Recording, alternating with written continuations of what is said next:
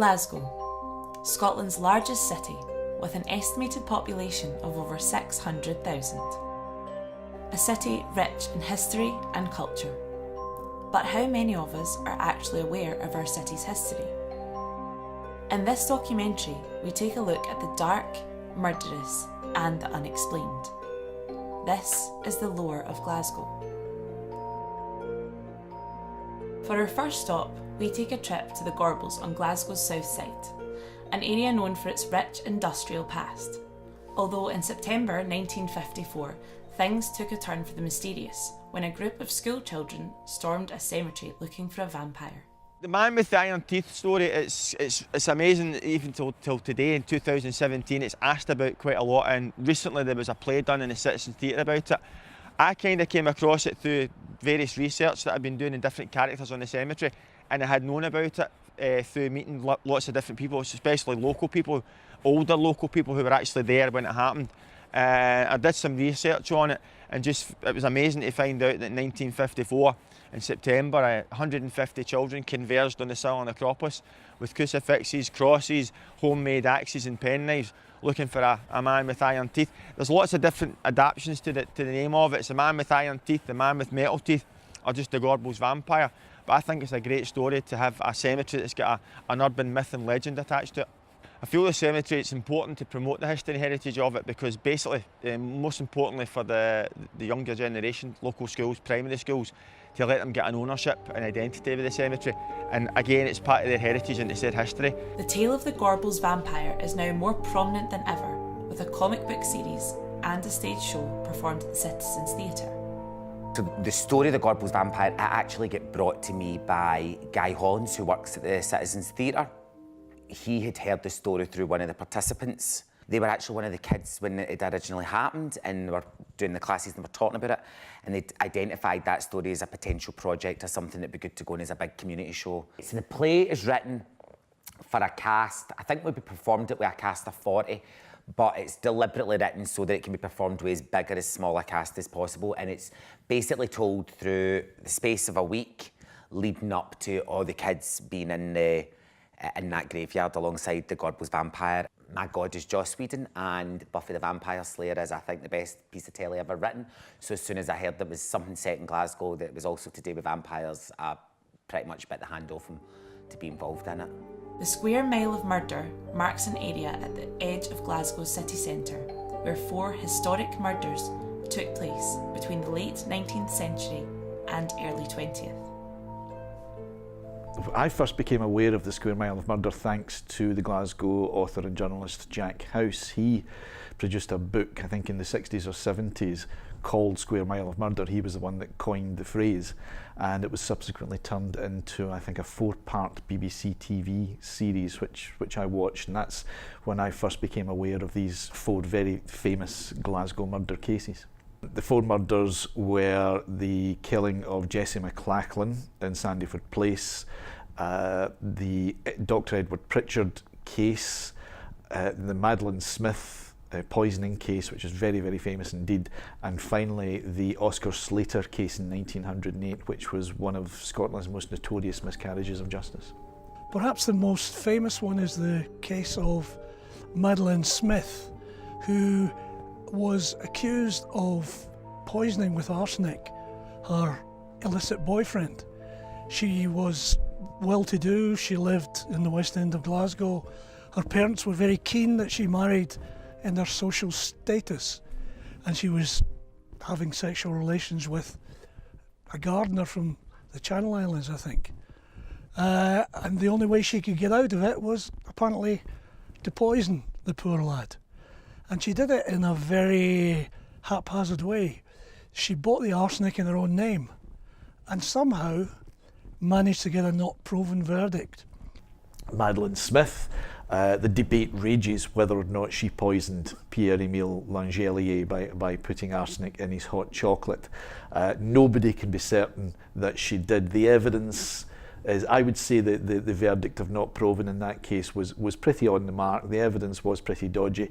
The prosecution couldn't actually tie her down to having seen Langelier on the 3 occasions when they knew that he had taken arsenic.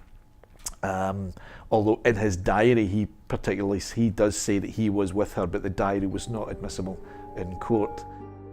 The Sandyford murder case focused on Jessie McPherson, who was struck 40 times with a meat cleaver. Her friend, Jessie McLachlan, was accused and trialled for the murder. A judge found her guilty of murder, sentencing her to death. Due to public outcry, an investigation saw her sentence decrease to the lesser sentence of life imprisonment, of which she served 15 years.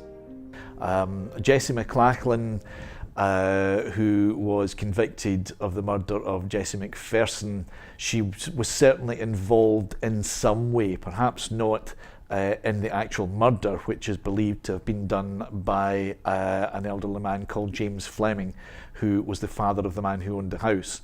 But Jessie McLachlan was certainly involved in some way.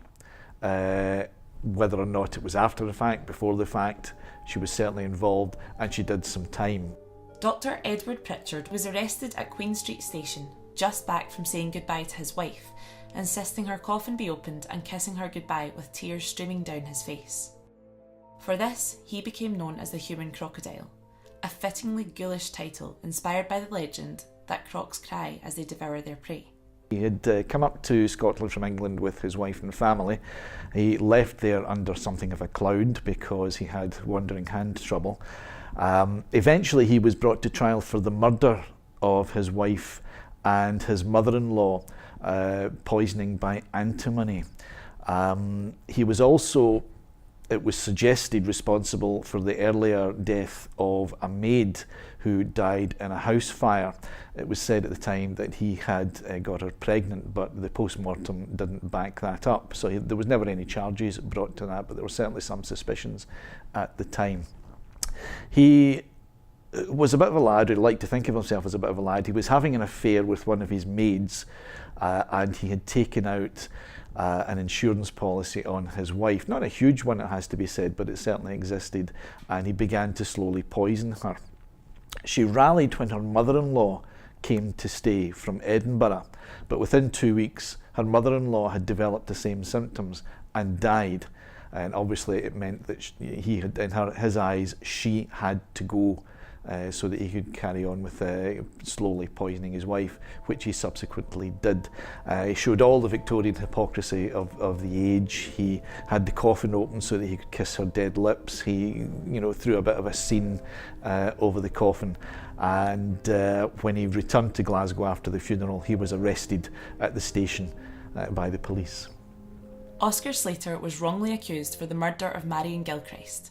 After facing trial and even being given an alibi by defence witnesses, Slater was found guilty and sentenced to death in May 1909. Within 48 hours of facing the gallows, he received the reduced sentence of life imprisonment. After a number of pleas, investigations and petitions, Oscar was finally released on November the 8th, 1927. Oscar Slater, without a doubt, did not murder Marion Gilchrist. The investigation was a sham.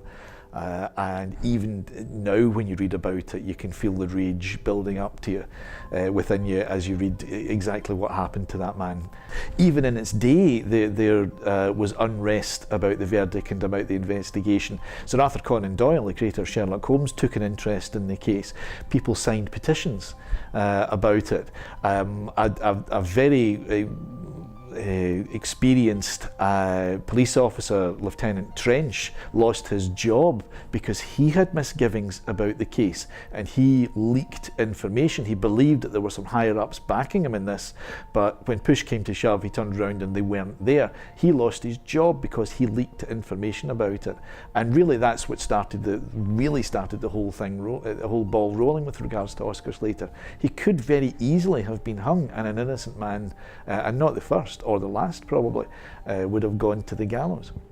Jack House is largely responsible, I think, for putting them all together in that square mile of the west end of Glasgow. I mean, they are very different cases. I think in all of them, had they occurred today, they would probably all have got off with a clever QC.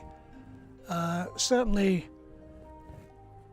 with the exception of Madeleine Smith, who I think probably got the verdict because she was a well-to-do middle-class, relatively attractive woman that the jury went for and gave her a not proven verdict.